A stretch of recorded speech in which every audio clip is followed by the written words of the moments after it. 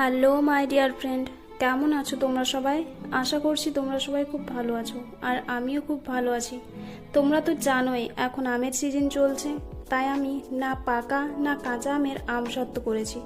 এখানে আমি আটিটা বাদ দিয়ে সব আমগুলোকে এরকম ছোট ছোট করে কেটে নিয়েছি। তারপরে এগুলোকে ধুয়ে গ্রাইন্ডারের গ্লাসে নিয়ে এতে পরিমাণ মতো নুন, জিরের গুঁড়ো, লঙ্কার গুঁড়ো আর চিনি দিয়ে এটাকে একদম মিহি করে পেস্ট বানিয়ে নিয়েছি। তারপর একটা থালায় সরিষার তেল মাখিয়ে নিয়ে ওতে গ্রাইন্ড করা আমের পেস্টটাকে ঢেলে দেব।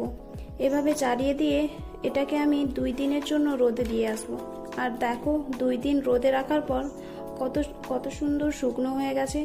তারপর এটাকে আবারও উল্টে দিয়ে আবারও 1 দিনের জন্য রোদে দিয়ে আসবো। দেখো 1 দিন রোদে দিয়ে আসার পর আমাদের আমসত্ত্ব কিন্তু রেডি।